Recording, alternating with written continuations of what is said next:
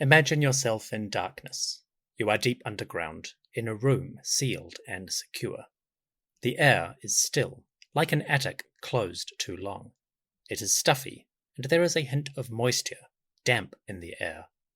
Take a breath, and you would find the atmosphere stale, musty, with just a hint of mold. You are standing in the burial chamber of King Tutankhamun. It is closed, undiscovered. Somehow, you can visit the room before archaeologists found it. In the darkness, you cannot see far, but what is visible seems haunting. The room is dominated by a wall of gold, a shrine that fills the hall and leaves little space to move.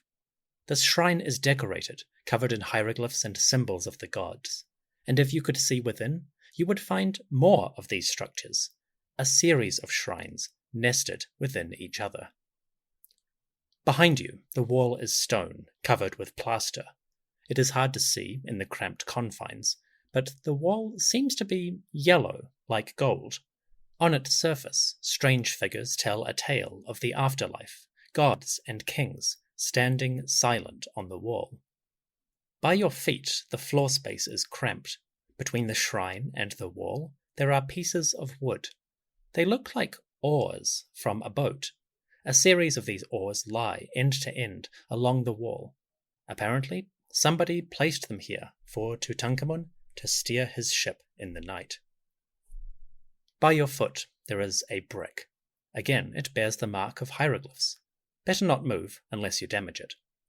The brick, and many of the symbols in this room, seem to be magical, protective.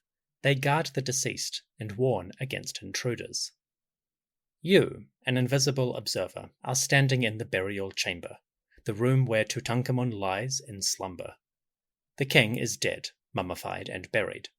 In many respects, this is Tutankhamun's home, one he has inhabited far, far longer than he ever lived on Earth.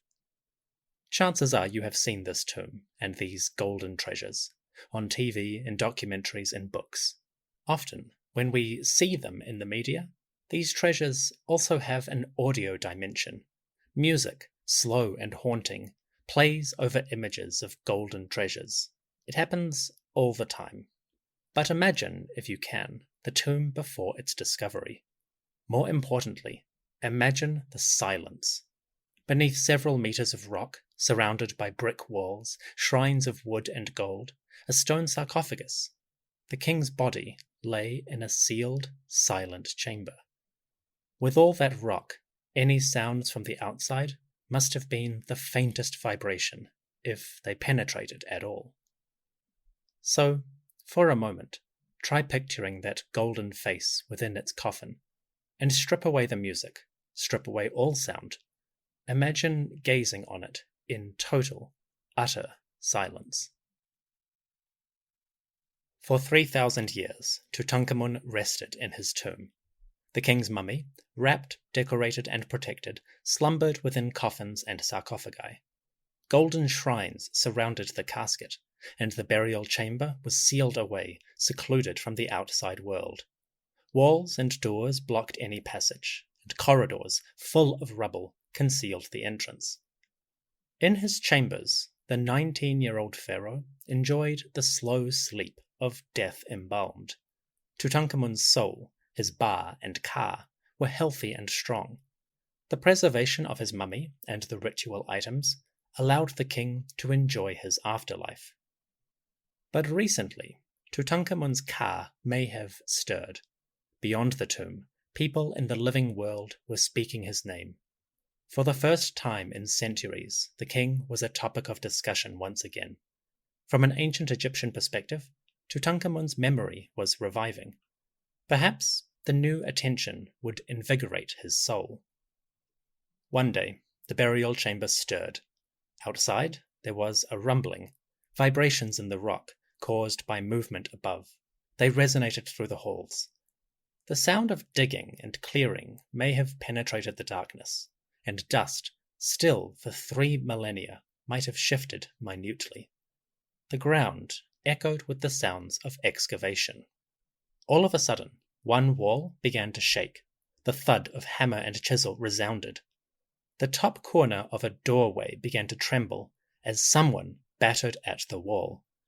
Dust and plaster flaked away, crumbling to the floor, and in the darkness of the tomb, the air began to stir. Outside, muffled voices whispered to one another. For Tutankhamun, the words were foreign. If his spirit could hear anything, it would be a blur of strange sounds. But the meaning was clear enough. Mortals, outsiders, had come to his tomb. Were they robbers or worshippers? Only time would tell.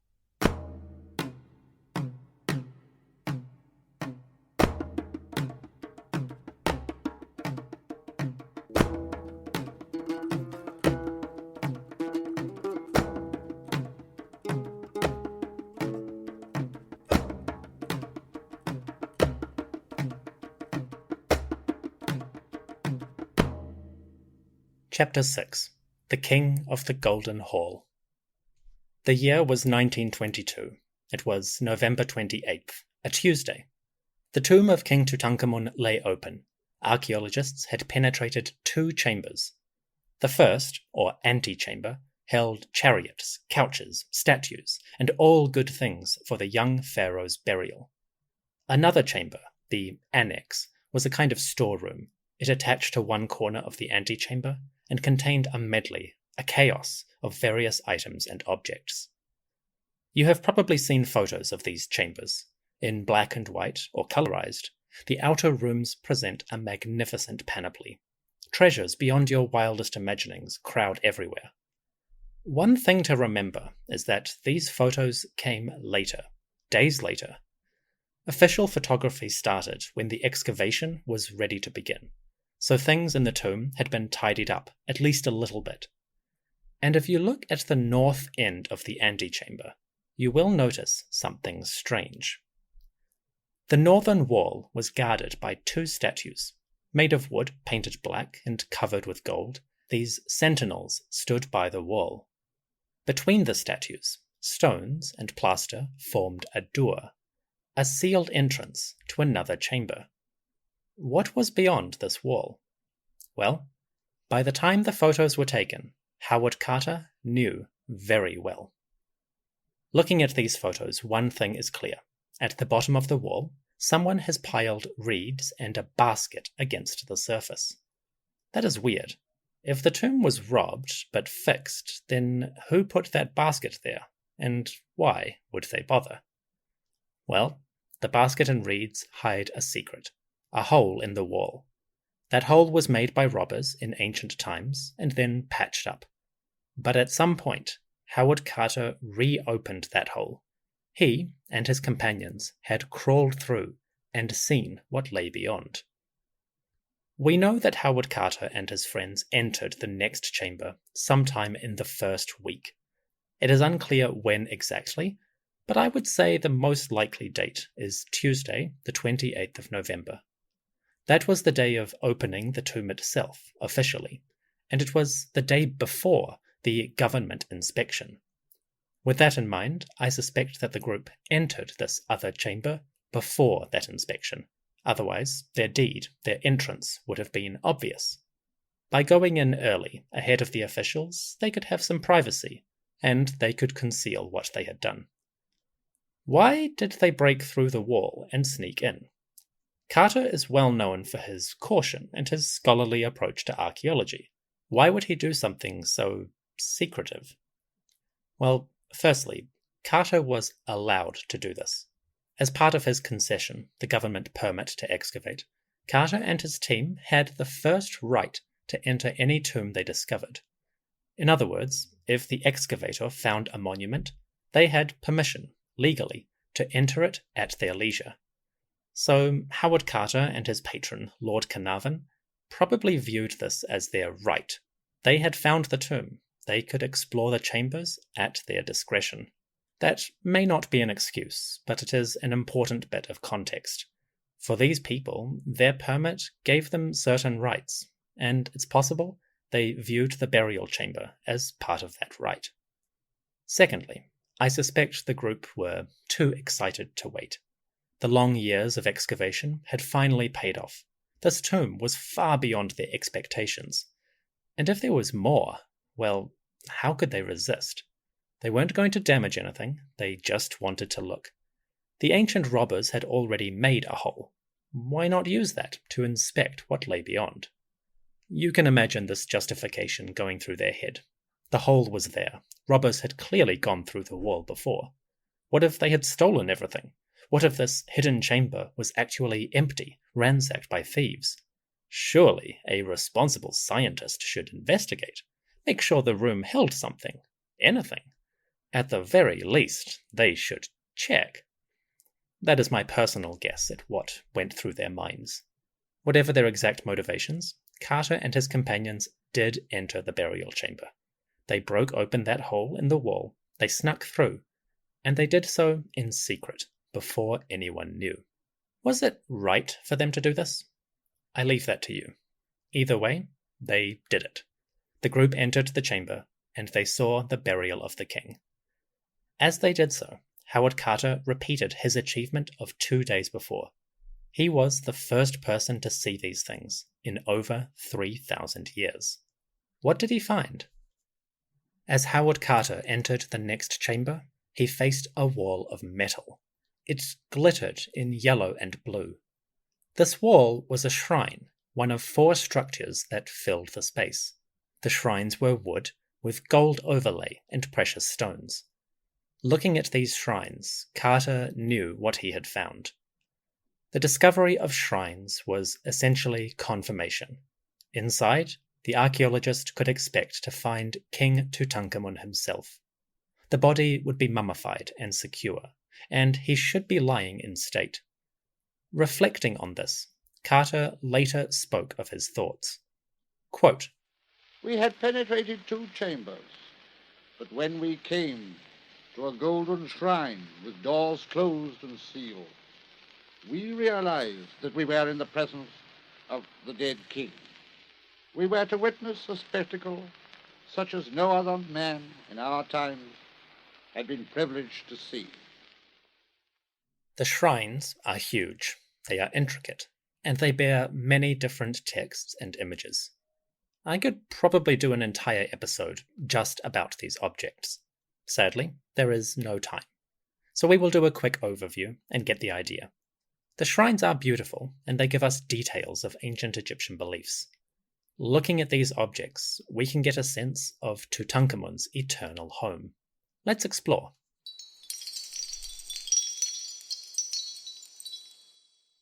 The first shrine, the largest, was impressive.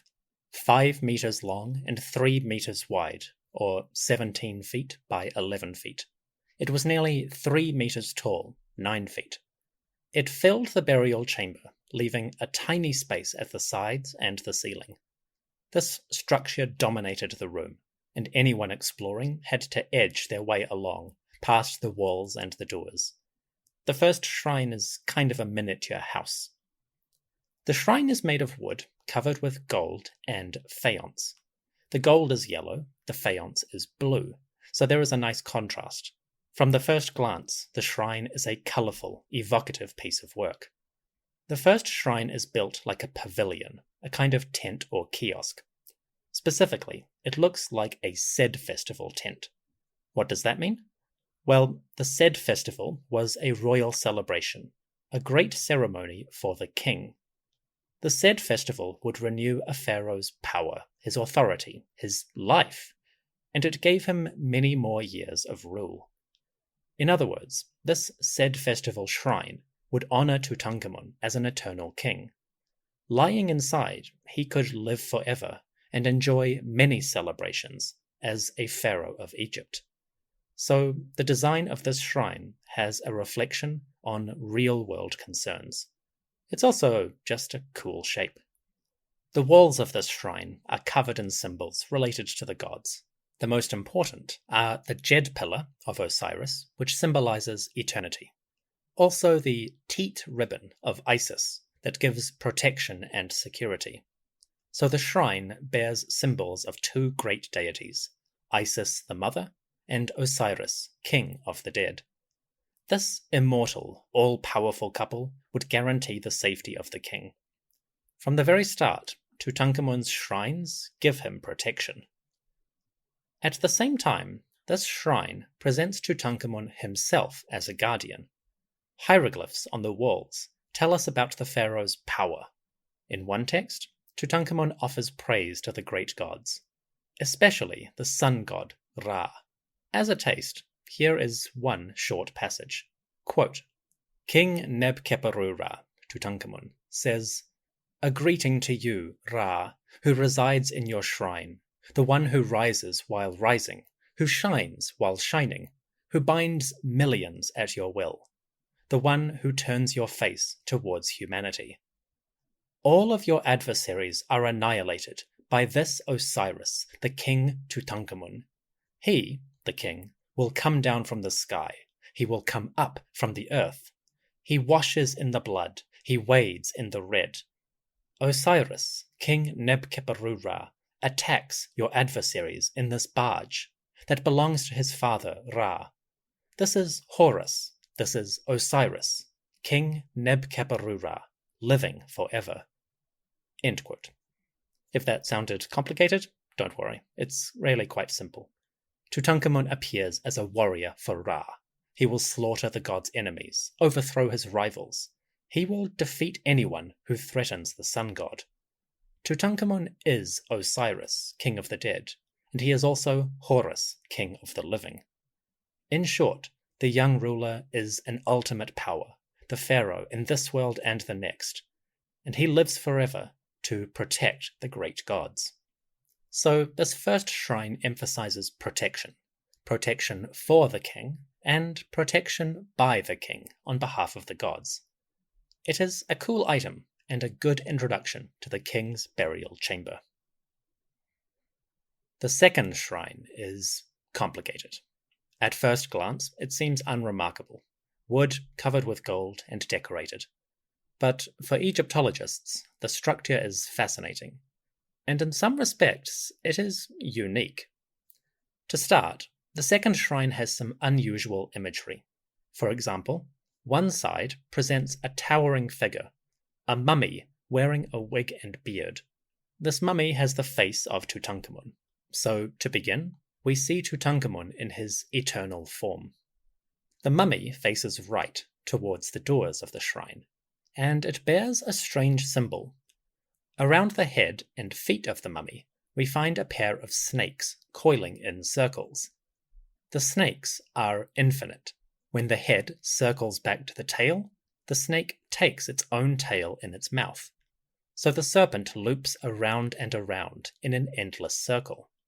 The Egyptians called this snake Mehen, but you might know it better as the Ouroboros, a serpent looping on itself with the mouth consuming the tail.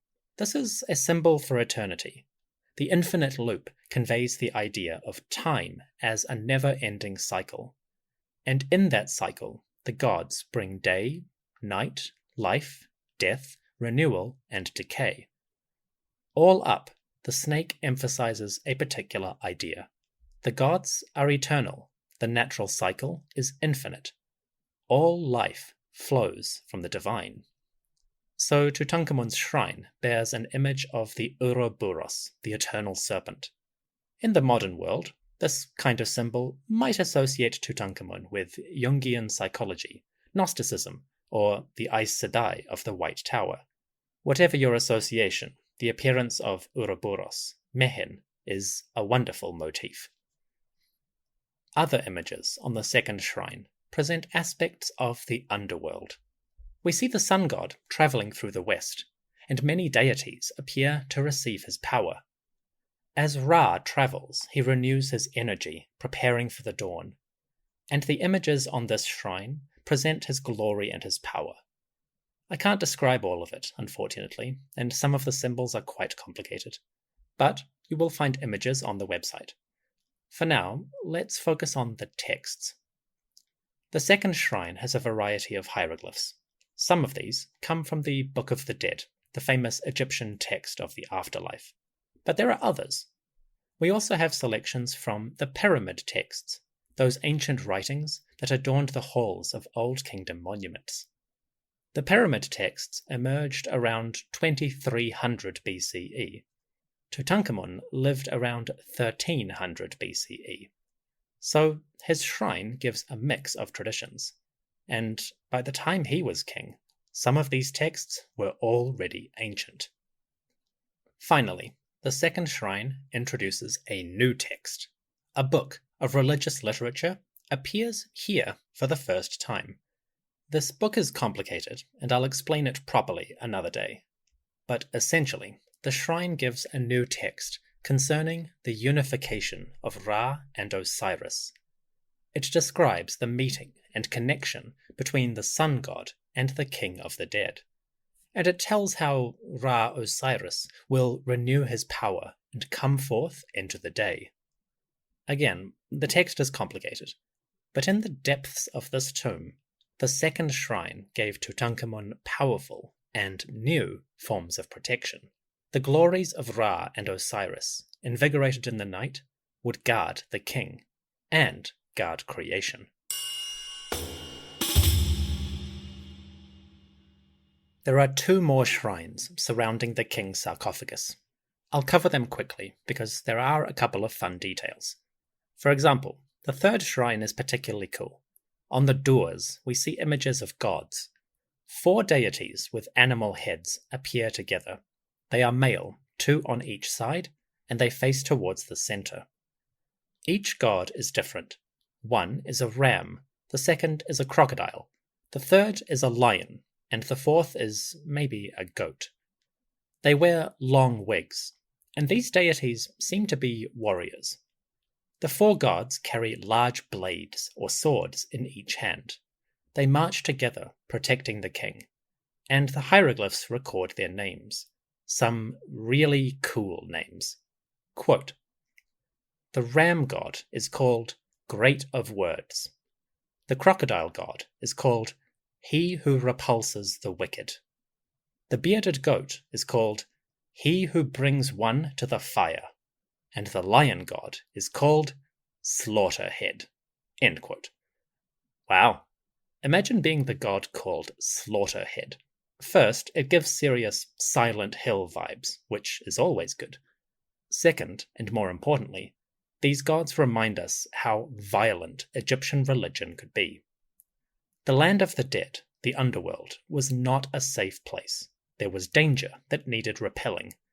And sometimes defeating those threats required great violence and bloodshed. These gods, with their terrifying blades, are good examples of that. And their names, like He who repulses the wicked and He who brings one to the fire, drive home the point. Tutankhamun slept in his burial chamber, but the king was not safe. To ensure his immortality, powerful deities would guard the body and the soul from danger. Anyone entering this tomb, mortal or otherwise, should beware. Great gods were ready to do violence. Finally, the smallest shrine, shrine number 4, has some nicer texts. We find Tutankhamun offering prayers to the gods, and in return, the great deities welcome the pharaoh to their world. The gods say things like, quote, "We are united to be the protection of the coffin for Osiris, the king, lord of the 2 lands, Neb-Keberu-Ra, Tutankhamun. We do this so that he may make his transformations, so that he may come out whenever his name is called, to receive the gifts in the course of every day." End quote. Evocative stuff. The gods will protect the coffin and the body of the king, and they will guarantee his safety. They do this so that Tutankhamun can live forever, so that any time somebody speaks his name, he can come forth to enjoy the benefits of immortality. It is evocative stuff. We can imagine Tutankhamun traveling into the West, and on his arrival, the all-powerful gods are happy to see him. They will empower the king to live forever and enjoy a blessed eternity.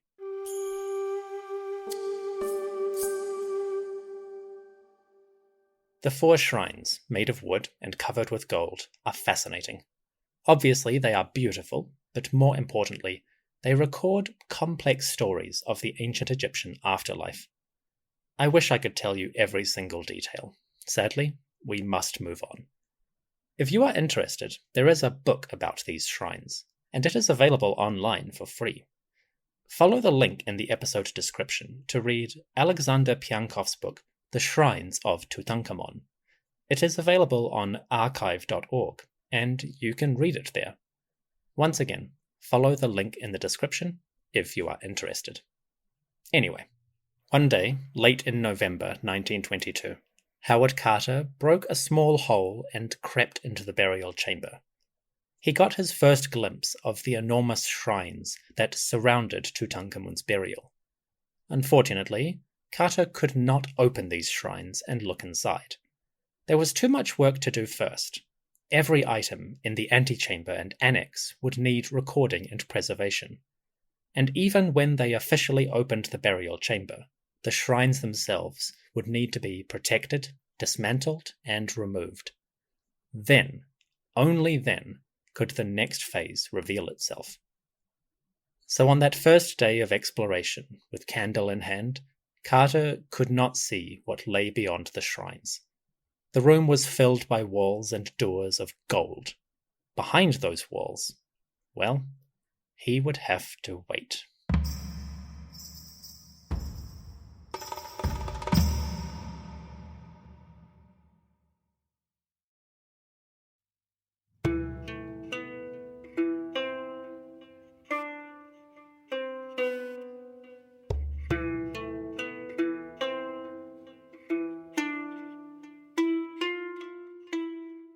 Chapter 7.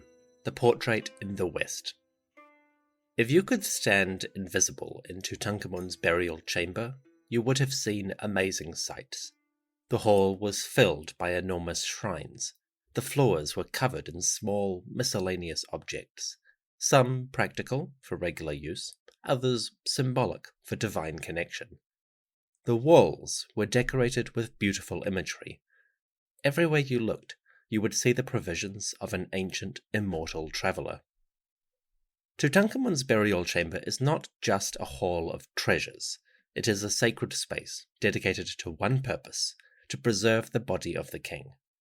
Doing this, the burial chamber could be a home for Tutankhamun's spirit. Wherever it travelled, in this world or the next, the king could return to this place for rest and rejuvenation. The mummy lay secure and protected. The soul could journey far and wide. The burial chamber has two names depending on context. Sometimes it is called Wesket Neti Heteptu Emim. This translates as the hall in which one rests. That's self-explanatory. It's the room where one, the deceased, lies for eternity. Fair enough. The other name, and much cooler in my opinion, was Per en Nebu, the House of Gold. You can imagine why. For powerful rulers, such chambers probably had many items of metal, gems, and high-quality stone. More importantly, the gold was a reference to the gods.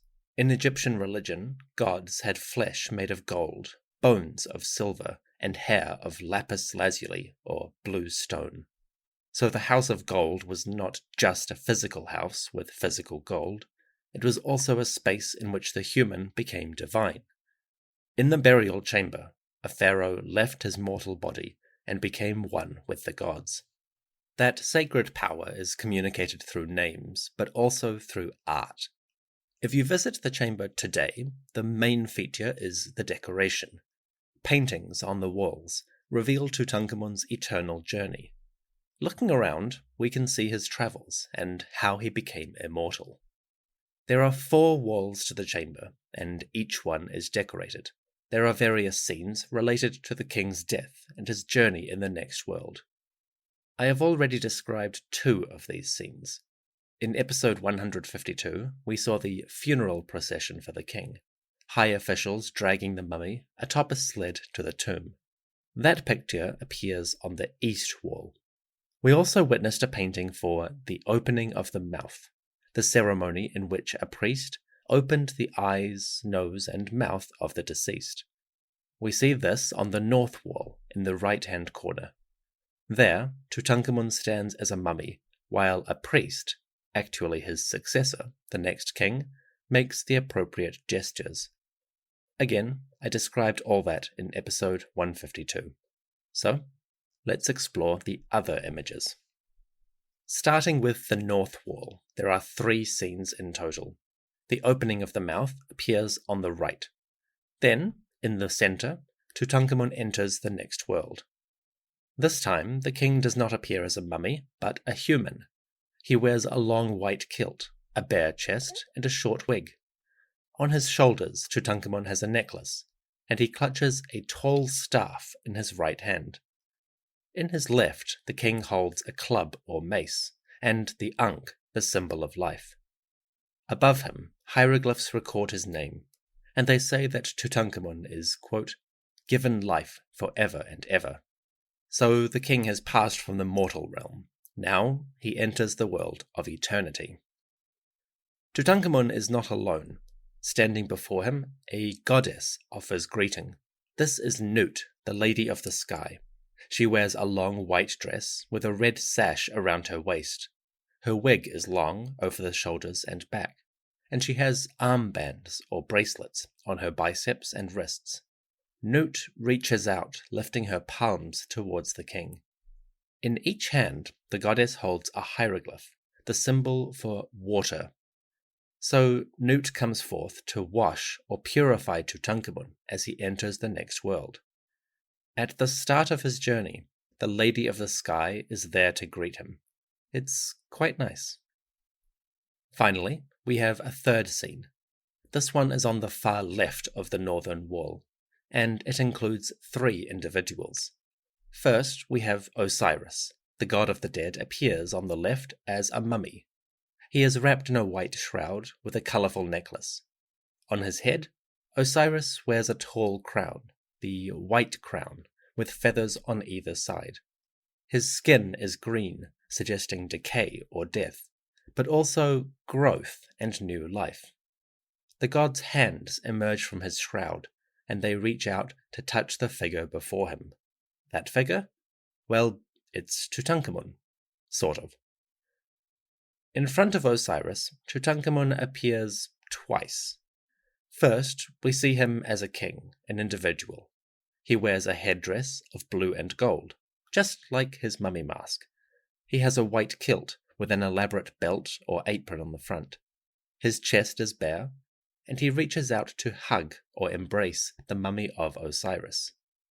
The king of the dead and the king of Egypt greet each other like family, which, in a sense, they are.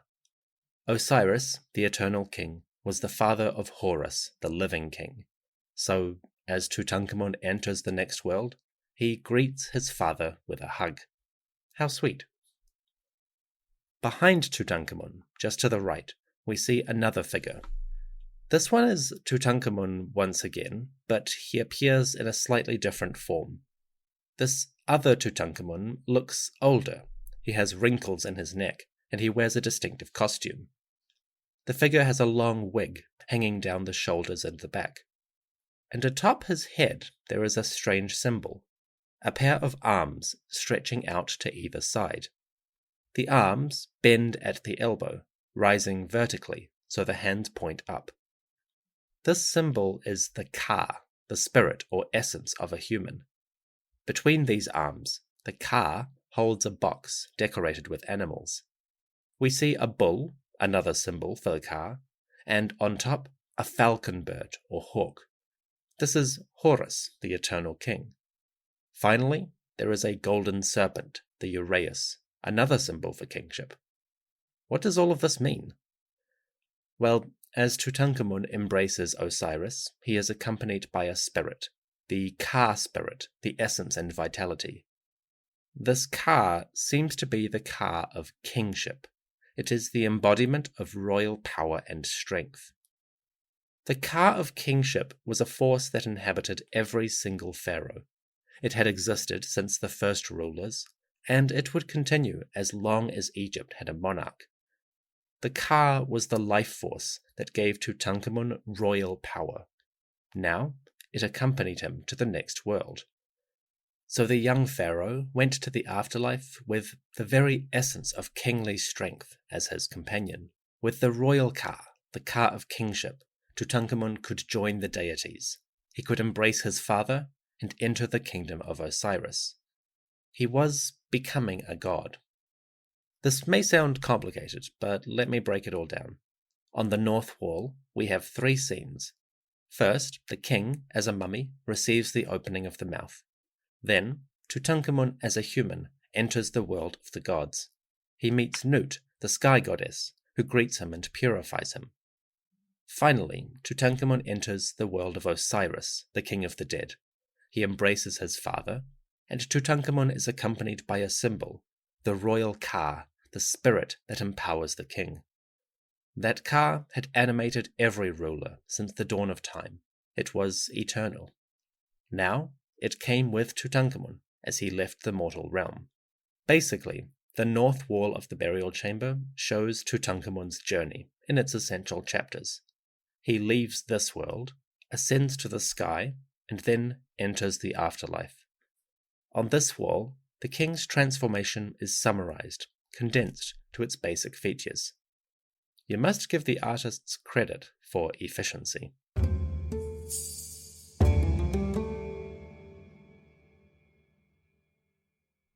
So the north wall tells a multi-stage journey, and it may sound complicated. The next wall is a bit simpler, visually.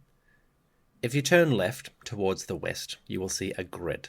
This wall is divided into rectangles, 14 of them. There are 2 large rectangles at the top, and 12 smaller rectangles on the bottom. These scenes come from a religious text, a book that we have encountered before.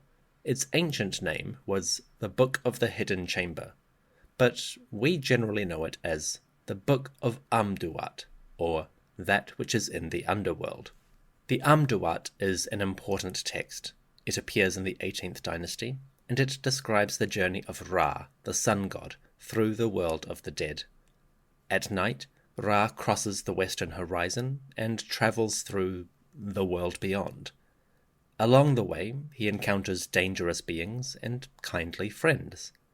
At the end of his journey, Ra emerges into the dawn, and the cycle of life begins again. It is a significant text. Tutankhamun's Amduat is short, condensed. This introduces the underworld and the 12 hours of night that Ra must traverse. It shows some of the gods who will help him, and it shows the hours he must cross, along with their guardians. It's a really brief version of the Amduat text. Very quickly, let's explore. At the top of this wall, on the left, we see a boat. It contains 3 figures, 2 gods and a beetle. The beetle is Ra, in his form Khepri. The beetle carries the power of the sun, and he will bring it forth at dawn. So the beetle references the completion of Ra's nightly voyage. At the very start of this wall, we see a brief summary of the god's journey. Because he appears as the beetle, we know he will be okay. Below that, we see 12 smaller rectangles. Inside each one, there is a baboon squatting on the ground. These 12 baboons, in their 12 rectangles, represent the 12 hours of night. As the sun makes his journey to the next world, he must pass through each hour one by one. The baboons guard and identify these hours, and so the wall gives a sort of map for the sun god's journey. The Amduat for Tutankhamun is brief, just a summary or introduction, but it does the job. It conveys the essentials: 12 hours of night, Ra in his boat, and the sun god's appearance as Khepri. The artists have kept the basics of the religious text. With a limited space to work, they have summarized a complicated book in a single functional space. Again, they did pretty well in the circumstances. Finally, we have the south wall. This one is damaged, for reasons I'll explain in a moment, but we know the gist of it. For the most part, the south wall is a parallel to the north. They both show Tutankhamun entering the world of the gods, the world of the dead. But the northern wall focuses on Tutankhamun and Osiris. Here, we get a different focus. Again, very quickly, let's explore. If you look at the south wall, you will see 4 main figures. In the center, we have Tutankhamun. He wears a kilt, a belt, a fancy apron, and a white headdress. On his brow, the golden serpent, or uraeus, protects him. He is calm, almost smiling, which makes sense. Tutankhamun has entered the realm of the gods. He is coming home, in a sense. In front of the king, on the right, we have a goddess, Hathor, or Huther, the Lady of the West, the mother and guardian of Horus. She reaches out to place an Ankh, or life, at the nose of Tutankhamun. So Hathor gives life to the king, offering him breath and eternity. Behind Tutankhamun, on the left, we have Anubis, or Anpu. He appears as a man with the head of a canine, maybe a jackal, maybe a wolf. His kilt is gold and white. His wig is long over his shoulders and back. Like Hathor, Anubis reaches out with one hand. This time, the god touches Tutankhamun on the shoulder, as if he is guiding, protecting, or affectionately welcoming the king. Behind Anubis, on the left, there used to be another set of figures. Unfortunately, this part of the wall was not the natural stone of the valley. It was an artificial wall that divided the burial chamber and the first chamber. So unfortunately, this wall had to be demolished when archaeologists removed items from the tomb. Of course, they documented the images fully, so we know what they were. Originally, the south wall showed a figure of Isis, Assaad. The goddess stood behind Anubis, and she acted similar to Nut on the northern wall. Isis reached out with both hands to present water for the king, so Isis offered to purify Tutankhamun as he continued his journey. The figure was beautiful, apparently, but she is lost now, which is a shame. Behind Isis, there were 3 more figures.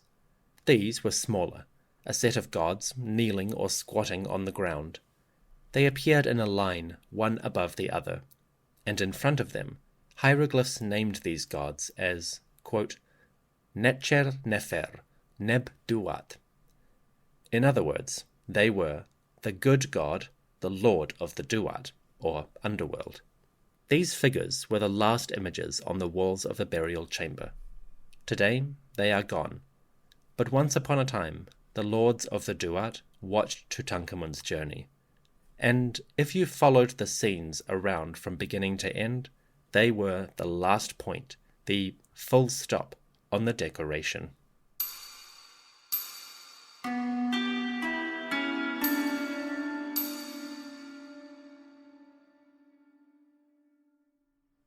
With that, the paintings come to their end.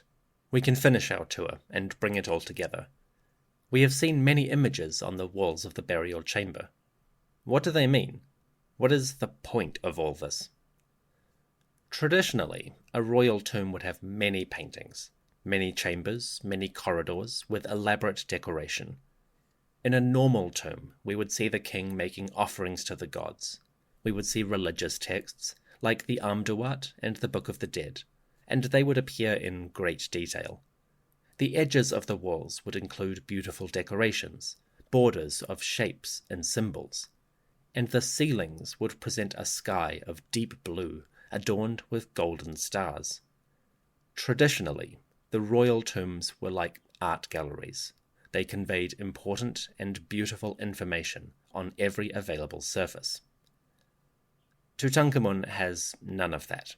When he died, his tomb was unfinished, so the king went into a different, makeshift monument. That tomb was much smaller, much simpler than a normal royal burial. The royal sculptors could make it work, barely, but the sudden change, the unexpected shift to a new monument, that left the masons with a tight deadline. As a result, the king has just a few chambers, far fewer than normal. That affected the art as well. The people who decorated Tutankhamun's burial chamber had a difficult job. First, they had limited space. Whoever designed these images, whoever drew up the plans, they had to fit as much as possible into a small area. The king would need certain imagery like the Amduat, and he would need symbols of great gods to protect him. So the project leader was required to plan something effective but efficient. They had 4 walls and nothing more to convey the king's journey. With that in mind, we can understand why things seem brief. What about the artists themselves, the ones who painted the burial chamber? Well, their job was even tougher. Apparently, the royal painters had to work in seriously difficult conditions. You see, these artists had to wait until the burial itself was completed. The king's burial chamber had 4 walls, but one of those walls, on the south, was artificial, bricks added later to close the room. Unfortunately, that southern wall could not be finished until everything else was in place. That means the mummy, the coffins, the sarcophagus, and the shrines were in the burial chamber before that wall went up. So the painters had to wait until the job was done. Then, only then, they could decorate. Because the burial was complete, the artists had to work in a confined space. The golden shrines filled most of the burial chamber, leaving a tiny gap between the gold and the wall. So the painters had to stand in a cramped area just a couple of feet wide. They had to plan the scenes, line everything up, draw the outlines, color the backgrounds, fill in the details, and add the hieroglyphs. They did all of this in a narrow space, and in the dark. They only had small candles to light their way, and with those enormous shrines in the room, the light was confined to small areas. And as they worked, those artists had to avoid damaging the shrines at their back. On top of that, they probably had to work quickly, perhaps a few hours or a night at most to finish everything off. So the painters had to work in haste, and the marks of that speed were in the tomb. On the floor, plaster had dripped and splattered, and on the ceiling, one corner was blackened by soot. The lamps, burning oil, left their mark on the roof, and there was no time to clean it off. So today, the tomb seems a little bit like a work in progress, as if the people simply stopped and left without cleaning. With that in mind, you can see why the burial chamber appears simple or brief. The painters worked in cramped conditions with limited light and minimal time. In the modern world, you might call this a crunch situation. Tight deadline, working round the clock, and no opportunity for errors. In that sense, it is a miracle that the paintings work at all. This could easily have been a disaster. The decoration of Tutankhamun's burial chamber is not perfect, but it did the job. And in the circumstances, maybe that was the best they could hope for. When the painters laid down their brushes, the king had a functional set of images. Tutankhamun could rest, protected by deities, with religious texts to guide his way. It wasn't outstanding, but it was better than nothing.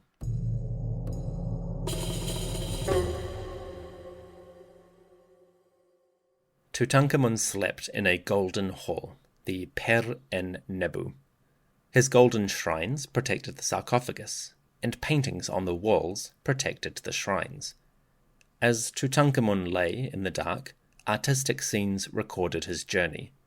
The king would leave this world and travel to the sky, the world of the gods. Powerful goddesses like Nut and Isis would cleanse him, washing away impurities. And protectors like Hathor and Anubis would greet him, offering life and protection for his soul.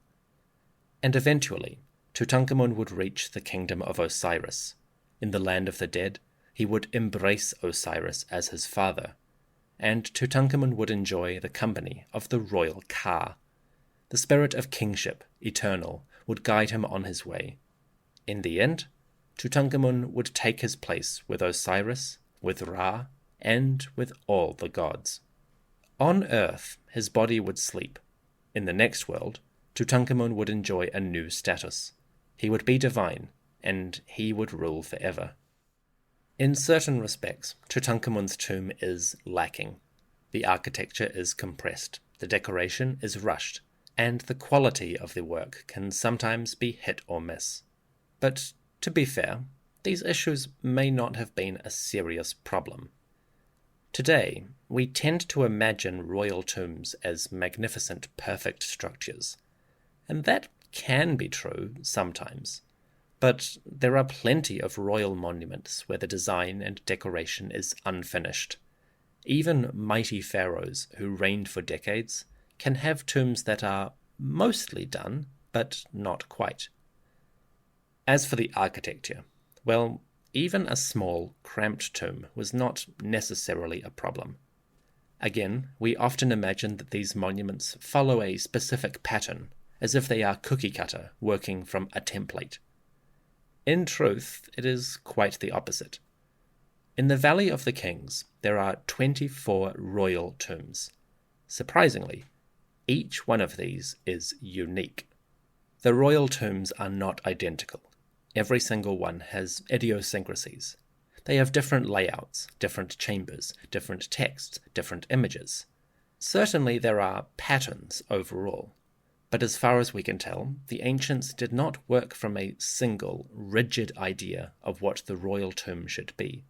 With every monument, they modified, adapted, innovated, and improvised. In the process, the masons and artists created a wonderful variety of designs and decorations.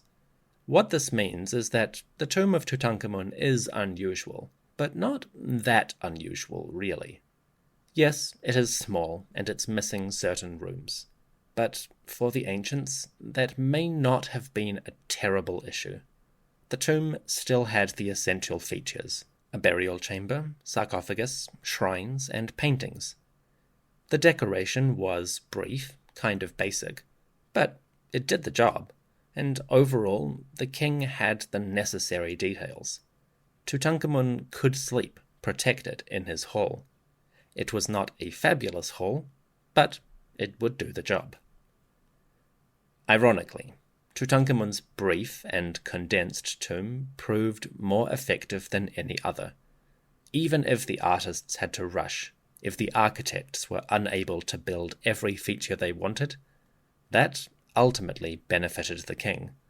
With a tiny monument hidden away, Tutankhamun's burial lasted far longer than any other. His ancestors and heirs may have built enormous, multi-chambered tombs, but those grandiose monuments were just easier to identify and loot. In the end, Tutankhamun, in his tiny monument, outlasted them all.